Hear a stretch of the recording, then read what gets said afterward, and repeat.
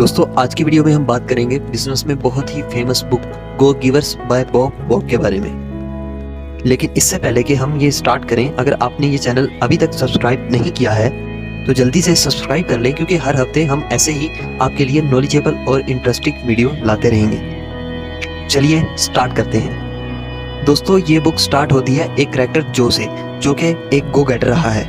बचपन से जो बहुत ज़्यादा इंटेलिजेंट था, गो गेटर रहा है, हमेशा अच्छी परसेंटेज, स्कूल कॉलेज में एक्सलेंट करना, और वो अब अपना बिजनेस खोल चुका है। स्टार्टिंग में जो का बिजनेस बहुत अच्छा चला, लेकिन आहिस्ता आहिस्ता वो बिजनेस बहुत कम होने लगा और अब जो के साथ काफ़ी कम लोग बिजनेस करना चाहते हैं और वो डिप्रेशन में चला जाता है। जो डिसाइड करता है कि कुछ ना कुछ तो ऐसी चीज़ है जो उसे नहीं पता लेकिन किसी और सक्सेसफुल आदमी को पता है। फिर उसकी मुलाकात होती है एक आदमी से जिसका नाम है पिंडार, जो कि बहुत ही सक्सेसफुल आदमी। जब जो पूछता है पिंडार से कि वो इतना सक्सेसफुल कैसे हो गया, जिस भी बिजनेस को पिंडार करता है वो बिजनेस सक्सेसफुल हो जाता है, ऐसा क्या सीक्रेट है जो उसे पता है लेकिन जो को नहीं पता। तो इस पर पिंडार बोलता है the secret of success is giving. पहले जो को बहुत हंसी आती है और फिर वो पिंडार को बोलता है कि ये तो मुझे फेलियर की रेसिपी लग रही है, आप देने से कैसे अमीर बन सकते हैं। इस पर पिंडार चुप रहता है। थोड़ी देर के बाद जो को रियलाइज होता है कि पिंडार एक बहुत ही ज्यादा सक्सेसफुल आदमी है और वो जो भी कह रहा है उस बात में कुछ ना कुछ तो दम होगा ही। जो पिंडार को बोलता है, जो पिंडार को फिर बोलता है मैं आपसे सीखना चाहता हूँ, ये क्या राज है, क्या आप मुझे सिखाएंगे। इस पर पिंडार जो को बोलता है मैं तुम्हें 5 लॉस बताऊंगा बहुत ज्यादा सक्सेसफुल होने के लिए, लेकिन मेरी एक शर्त है, तुम्हें हर 5 दिनों में एक एक लॉस बताऊंगा, पर वो लॉस जानने के बाद तुम्हें हर दिन उसे प्रैक्टिकली इम्प्लीमेंट करना पड़ेगा किसी न किसी चीज पर। उसके बाद पिंडार जो को 5 लॉस बताते हैं। उसके बाद पिंडार और ये लॉस डिफरेंस करते हैं एक एक्सट्रीमली सक्सेसफुल बिजनेस में और एक कॉमर्स बिजनेस में। और जो सबसे पहला लॉ है वो लॉ है द लॉ ऑफ वैल्यू, यानी आपकी कीमत, कि आप कितने लोगों से पैसे ले रहे हो और उसके बदले कितनी ज्यादा उन्हें वैल्यू दे रहे हो। फॉर एग्जाम्पल मान लीजिए कि एक बुक की कीमत 1500 रुपीज़ है और हम में से आपको ये लगेगा कि ये बुक तो बहुत ज़्यादा कॉस्टली है, बहुत ज़्यादा महंगी है, इससे अच्छा तो ये सारे पैसे मैं सेव कर लूँ या इसकी बजाय मैं कुछ और चीज़ खरीद लूँ।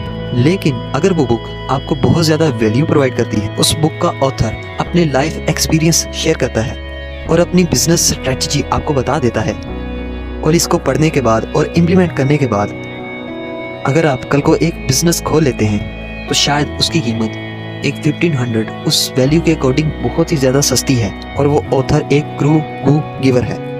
अगर हम बहुत ज़्यादा सक्सेसफुल बिजनेस की बात करें, जैसे कि गूगल, जो भी ये वैल्यू प्रोवाइड करते हैं, जितने भी इनके प्रोडक्ट हैं, चाहे वो यूट्यूब हो, जीमेल हो, गूगल हो, वो एक नॉर्मल यूज़र के लिए फ्री हैं।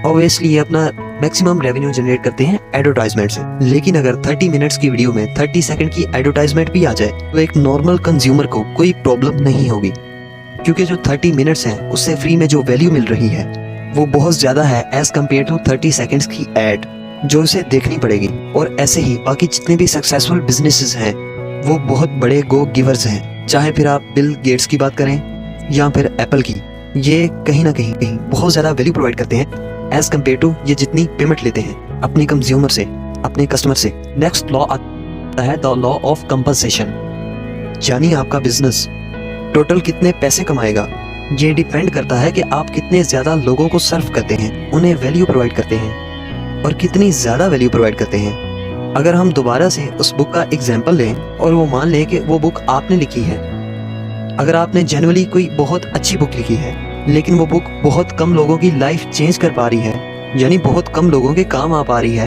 तो आपका वो बिजनेस इतना ज़्यादा बड़ा नहीं हो पाएगा, यानी वो बुक बहुत ज़्यादा अर्न नहीं कर पाएगी, क्योंकि इस लॉ के अकॉर्डिंग आप बहुत कम लोगों को वैल्यू प्रोवाइड कर रहे हैं। तो जो भी आपका प्रोडक्ट है, आपका बिजनेस है, वो कैपेबल होना चाहिए काफ़ी ज़्यादा लोगों को वैल्यू प्रोवाइड करने के लिए, उनकी लाइफ को इफेक्ट करने के लिए, तभी वो बिजनेस बहुत ज़्यादा इनकम कमा सकता है। तो अगर आप बहुत ज़्यादा सक्सेसफुल होना चाहते हैं तो आप कोई ऐसा तरीका ढूंढिए जिससे आप बहुत ज़्यादा लोगों की लाइफ को चेंज कर पाएं उन्हें फायदा पहुंचा सके, उन्हें वैल्यू प्रोवाइड कर सके। और थर्ड लॉ आता है द लॉ ऑफ इन्फ्लुएंस, यानी अपने इंटरेस्ट के कंपैरेटिवली आप और लोगों के इंटरेस्ट को कितनी इंपॉर्टेंस देते हैं। ये डिटरमिन करेगा कि आप उन लोगों को कितना ज्यादा इन्फ्लुएंस कर सकते हैं। यानी जितनी ज्यादा इंपॉर्टेंस आप औरों के इंटरेस्ट को दोगे, उतना ज्यादा आप औरों के नीड्स को समझ पाओगे और आपका प्रोडक्ट या आपकी सर्विस उतनी ही ज्यादा अच्छी होगी और फाइनली आपका बिजनेस भी बहुत ग्रो करेगा। और नेक्स्ट लॉ आता है द लॉ ऑफ ऑथेंटिसिटी, यानी जो सबसे बड़ा गिफ्ट आप किसी को दे सकते हो वो बिल्कुल आप खुद हो। लोग उन लोगों के साथ बिजनेस करना पसंद करते हैं या फिर और लोगों को उनके साथ बिजनेस करने के लिए बोलते हैं जिन्हें वो जानते हैं, पसंद करते हैं और जिन पर वो भरोसा करते हैं, यकीन करते हैं। और अगर हम ऑथेंटिक नहीं है, यानी कुछ और रखते हैं और आगे से कुछ और दिखाना चाह रहे हैं, तो ये चीजें कभी भी पॉसिबल नहीं होंगी और हम पे कोई भी भरोसा, कोई भी यकीन नहीं करेगा। क्या आपको वो सिचुएशन याद है कि कोई आपके साथ हंस रहा है लेकिन आपको पता है कि वो ऑथेंटिक नहीं है, उसकी हंसी झूठी लगती है? ऐसा क्यों होता है? या फिर कोई आदमी स्टाइल मार रहा है और हमें पता है कि वो स्टाइल ऑथेंटिक नहीं है, क्योंकि सबकॉन्शियसली या फिर अनकॉन्शियसली हम इस चीज के कैपेबल हैं कि हम बता सकें क्या वो दूसरा आदमी ऑथेंटिक है या नहीं। और बिजनेस में भी एग्जैक्टली यही चीज फॉलो होती है। अगर हम लॉन्ग टर्म बिजनेस करना चाहते हैं, एक ब्रांड क्रिएट करना चाहते हैं, तो हमें ऑथेंटिक होना ही पड़ेगा। यानी अपने बिजनेस में हमें कोई सर्विस या प्रोडक्ट वही प्रोवाइड करनी चाहिए जिसमें हम भी खुश हों। तो फाइनली वो लॉ आता है द लॉ ऑफ रिसेप्टिविटी, यानी अगर आप एक अच्छे गिवर बनना चाहते हैं तो आपको भी तैयार रहना पड़ेगा चीजें एक्सेप्ट करने के लिए, यानी रिसीव करने के लिए। यानी इस दुनिया को बैलेंस रहने के लिए अगर आप कोई चीज प्रोवाइड कर रहे हैं तो आपको एक रिसीवर भी बनना पड़ेगा। हो सकता है आप एक वैल्यू प्रोवाइड कर रहे हैं और उसके बदले में आप पेमेंट लेना चाहते हैं, और उस वक्त आपका वो हक बनता है, आपको वो रिसीव कर लेना चाहिए। फाइनली दोस्तों, इस पूरी बुक का मैसेज ये है कि आपकी कंपनी कितना बिजनेस करेगी या फिर आपको कितनी पेमेंट रिसीव होगी, यानी कितनी पेमेंट रिसीव होगी वो डायरेक्टली प्रोपोर्शनल है कि आप कितनी वैल्यू प्रोवाइड करते हैं लोगों को, और आप कितने ज्यादा लोगों को वैल्यू प्रोवाइड करते हैं, यानी कितने ज्यादा लोगों की लाइफ को आप अफेक्ट कर सकते हैं। चलें दोस्तों, अगर आपको ये वीडियो हमारा पसंद आया तो आप इसे लाइक कर सकते हैं और